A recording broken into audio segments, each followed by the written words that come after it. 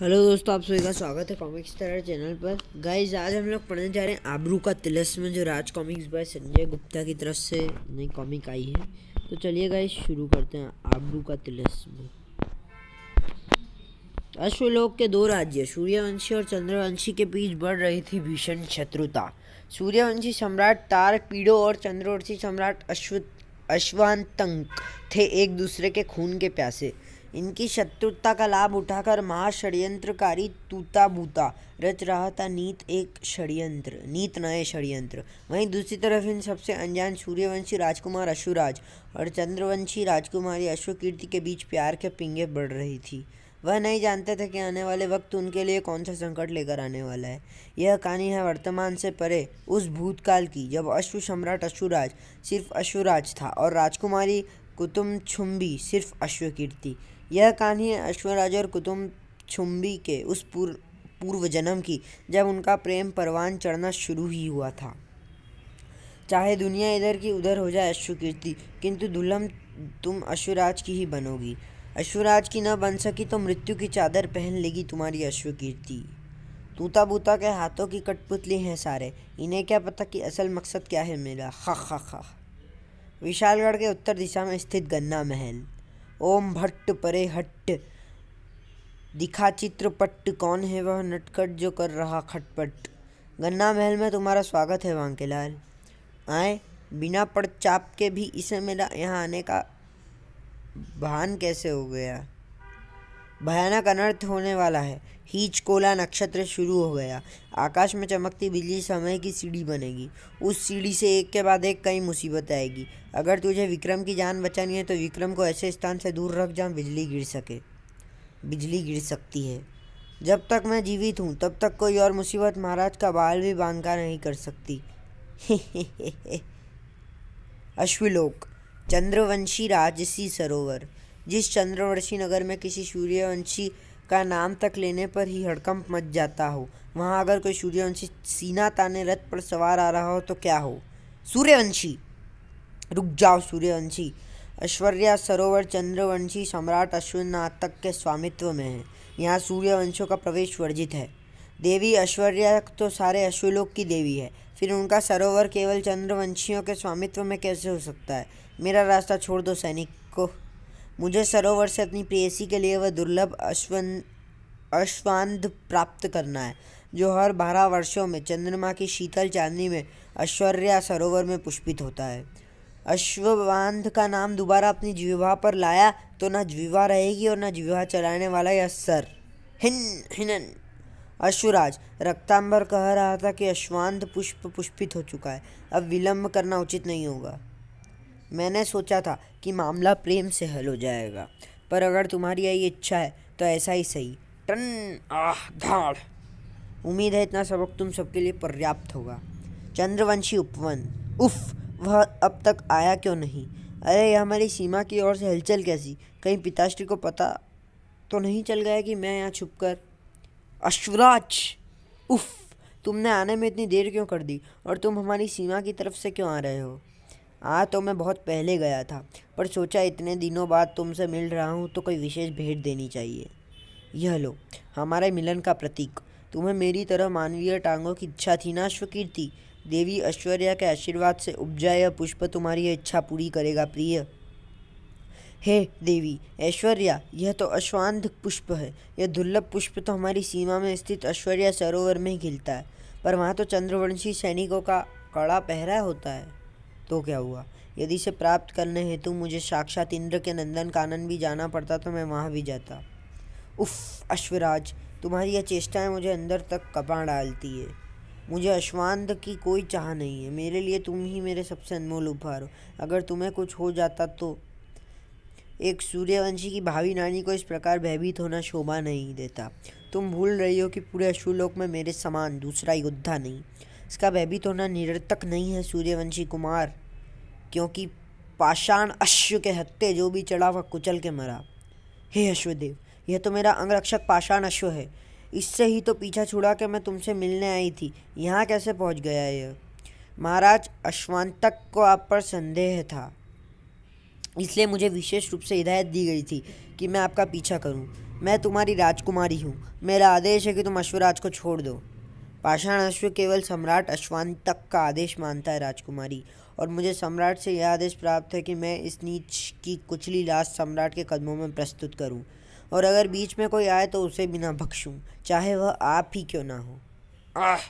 अश्वकीर्ति! पाषाणाश्व, अब तक मैं केवल अपना बचाव कर रहा था क्योंकि तुम अपना अंगरक्षक होने का धर्म निभा रहे थे, पर अश्वकीर्ति पर वार करके तुमने हद पार कर दी।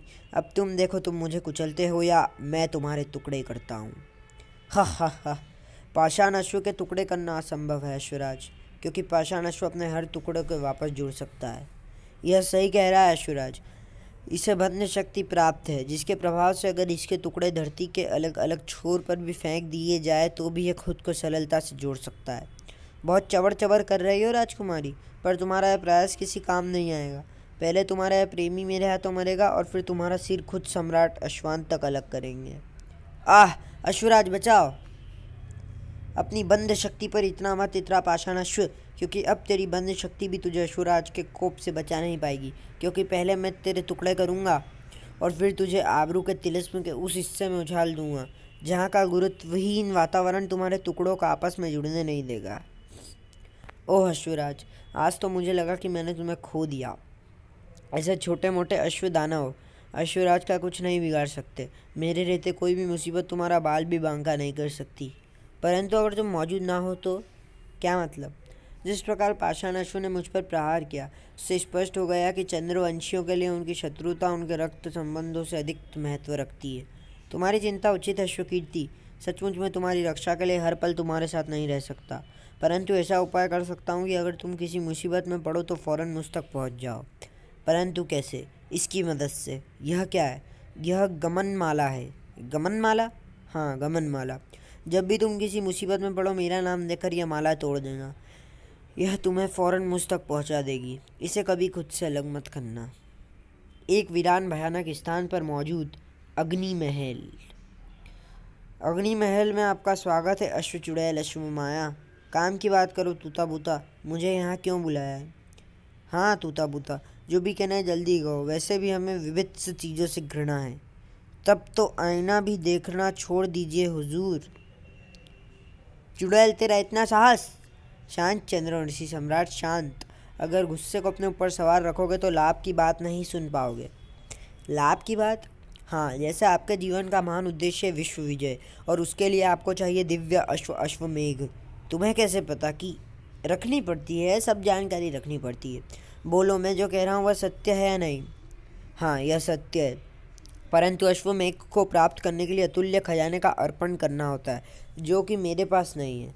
और तुम अश्वमाया, मुझे पता है कि तुम्हारा रूप यौवन अब पहले की भांति नहीं रहा। तुम जितनी अपनी शक्तियों का प्रयोग करोगी उतनी ही जर्जर और कृशाक्य हो जाओगी। अब भी तुमने अपना खूबसूरत चेहरा लबादे में इसलिए छिपा रखा है क्योंकि तुम जख्मों पर नमक रगड़ रहे हो।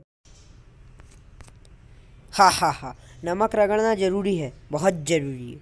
अगर नमक रगड़ चुके तो मलहम भी लगाने की सोचो। यह बताओ कि हम कैसे अपने मकसद को हल कर सकते हैं। देवी ऐश्वर्या की मूर्ति। देवी ऐश्वर्या की मूर्ति? हाँ, देवी ऐश्वर्या की मूर्ति। वही तुम्हारी इच्छा पूर्ति कर सकती है, मगर वह मूर्ति तो आबरू के तिलिस्म में रखी है, जिसे केवल अश्वराज ही खोल सकता है, पता है। और अश्वराज तिलिस्म तभी खोलेगा जब उसके किसी प्रिय का हित सधेगा, जैसे कि उसकी प्रेयसी अश्वकीर्ति। खबरदार! अश्वराज सिर्फ मेरा है। मेरे रहते कोई और उसकी प्रेयसी नहीं बन सकती। जो मेरी सौत बनने का प्रयास करेगी उसकी मौत बन जाएगी अश्वमाया। जुबान को लगाम दो अश्वमाया, वरना काट के फेंक दूंगा। शांत हो जाओ तुम सब। यह समय लड़ने का नहीं, अपना हित साधने का है। तो फिर समझा दो इसे। अश्वमाया का रास्ता काटने का साहस ना करे, वरना अश्वमाया इसकी काया मिटा देगी। पहले तुम अपनी काया की फिक्र करो। ओह, शक्ति प्रयोग के कारण मेरा चेहरा और भी कृशाक्य हो गया। जब शक्ति साथ छोड़ दे तो युक्ति से काम लेना चाहिए, और युक्ति कहती है कि तुम्हारी समस्या का हल भी ऐश्वर्या की मूर्ति है। ठीक है, परंतु यह सब होगा कैसे? यह काम करेगा तुम्हारा सौतेला बेटा अश्वतुरु। तुम उसे अश्वराज के खिलाफ भड़काओ, बाकी मैं संभाल लूँगा। मगर मेरी पुत्री अश्वकीर्ति, उसको कुछ नहीं होगा। अब तुम जा सकते हो। गुस्सा थूक दो अश्वमाया। एक बार ऐश्वर्या की मूर्ति हाथ लग जाए, फिर तुम चाहो तो अश्वकीर्ति का रक्तपान कर लेना, मगर तब तक वही करो जो मैं कहता हूँ।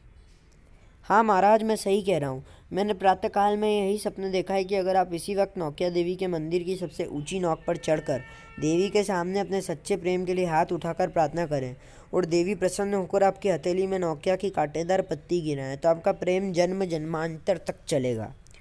क्या कह रहे हो बांकेलाल? एक जन्म में तो संभल नहीं रही, जन्म जन्मांतर तक कौन झेलेगा? क्या कहा? हमारा मतलब है प्यारी रानी की इस तंदुरुस्त काया को लेकर हम इस जन्म में तो नौकिया देवी के मंदिर में चढ़ने से रहें, परंतु स्वप्न में तो मैंने देखा था कि आप बड़ी आसानी से चढ़ गए थे। अम्मा यार, सपने तो सपने होते हैं, अपने तो अपने होते हैं। मेरा मतलब है सपनों का क्या है, ज़रूरी थोड़ी तुम्हारे सारे सपने सच हो जाएं। पर बांके के सभी स्वप्न सच ही होते। ज़्यादा नाटक मत करो, यह बोलो ना कि तुम जन्मा जन्मांतर तक मेरे साथ नहीं रहना चाहते हो। ऐसी बात नहीं है प्रिय, दरअसल बस महाराज, अब बात आपकी निष्ठा और प्रेम पर आ गई है और आपके सेवक बांके के रहते हरगिज नहीं हो सकता। आप चलिए मेरे साथ। यह तुम मुझे कहाँ ले आए बांकू? हमें तो नौकिया देवी के मंदिर चलना था ना। हाँ महाराज, चलना तो हमें वहीं है, पर उससे पहले कुछ तैयारी करनी है। जैसे कि आपके दादाजी का ये लोहा कवच पहनना, ताकि इसे पहनकर जब आप ऊपर चलें तो आप कदम फूल कर निकल जाए। जैसा कि आपके परदादा का यह नुकीला टोप पहनना, जिससे बिजली सीधी आपके खोपड़ी पर गिरे और आपका बोलो राम हो जाए। जैसे कि अपने लक्कड़ दादा का भाला धारण करना, ताकि ओम शांति शांति। पर हाँ, यह सब हमें पहनना जरूरी क्यों है? हमारा मतलब इसे पहनने के बाद तो हमारा बापू श्री भी नौकिया देवी के मंदिर पर नहीं चढ़ सकता। परंतु मैंने स्वप्न में इन्हीं चीज़ों को पहनकर अपने मंदिर चढ़ते देखा था। परंतु बांके, कोई किंतु परंतु नहीं महाराज, आपको बांके की कसम। ठीक है बांके, तुम कहते हो तो हम ये सब पहन लेते हैं। ये लो बांके, हम तैयार हैं। बताओ हम कैसे लग रहे हैं? बिल्कुल कुर्बानी के लिए तैयार बकरे की तरह। क्या मतलब? मजाक मजाक कर रहा था महाराज। हैं तुम भी ना बांके? अद्भुत! देवी ऐश्वर्या की कृपा से उपजे पुष्प के चमत्कार से मेरे पैर मानव की तरह हो गए।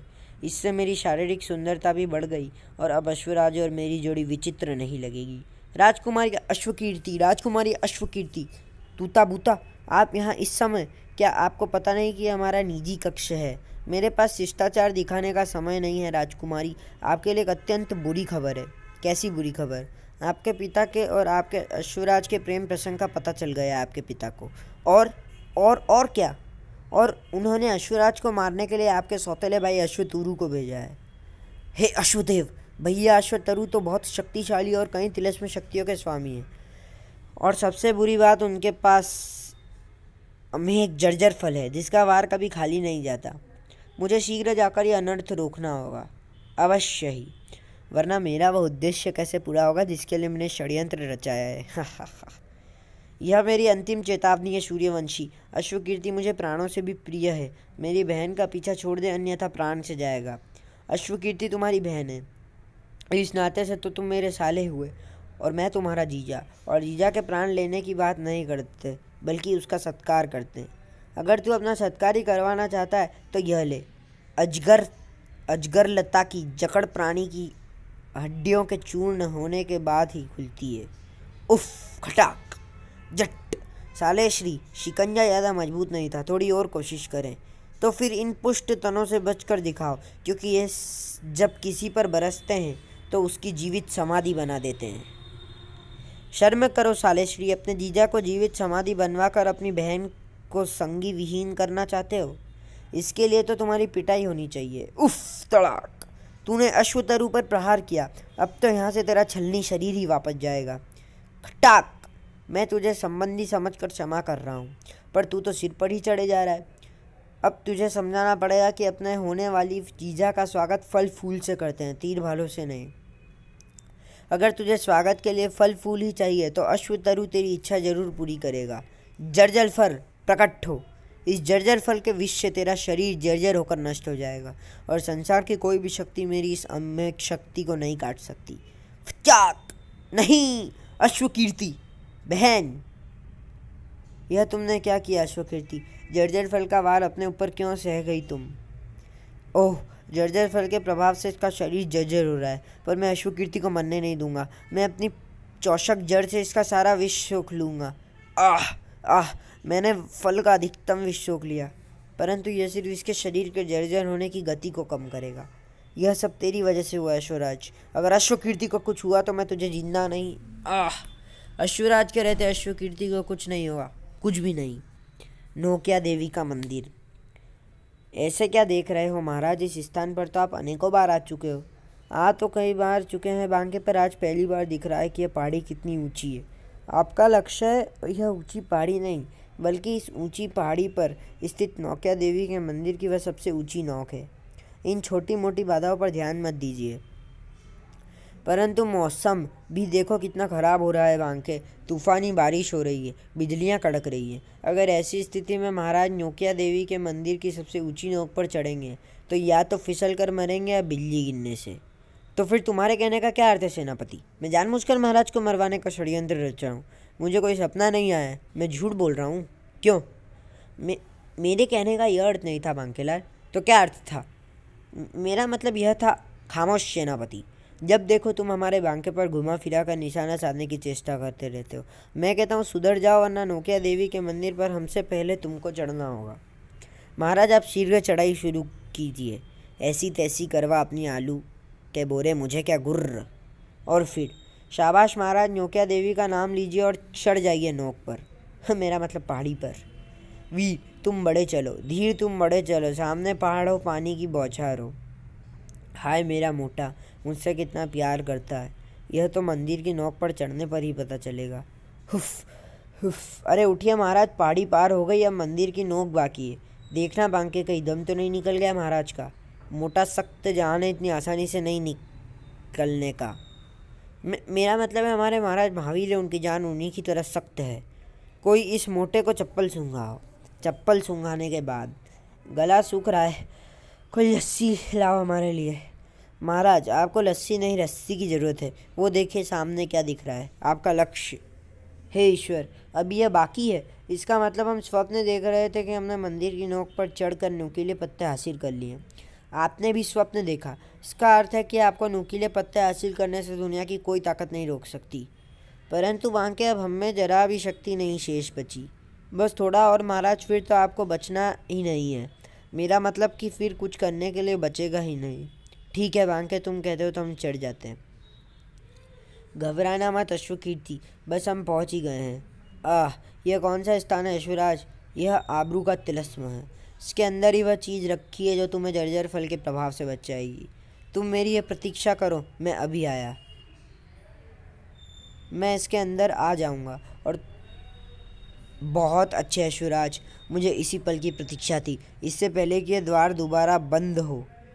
मैं इसके अंदर आ जाऊंगा और तुझे मार कर देवी ऐश्वर्या की मूर्ति हासिल करूंगा, जो मेरे विश्व विजय का मार्ग खोलेगी। मगर ये अश्वराज कहाँ गया और यह जगह कैसी है? कहीं मैं इस तिलिस्म की भूल भुलैया में तो नहीं फंस गया? हाय, तूता बूता ने मुझे किस मुसीबत में फंसा दिया।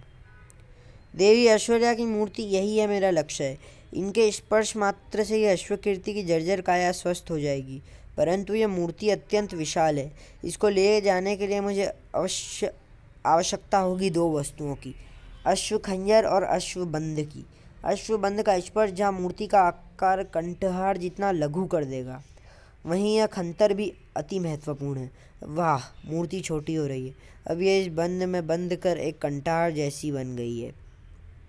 अब यह कंठहार जाकर अश्वकीर्ति को पहनाना है और अश्वकीर्ति की काया फिर से ठीक हो जाएगी। तड़ाक! पराई स्त्री की कायाकल्प करने की चेष्टा कर रहा है अश्वराज, जबकि तेरी प्रेसी को इसकी अधिक आवश्यकता है। तुम आगामी भाग तरु तिलिस्म।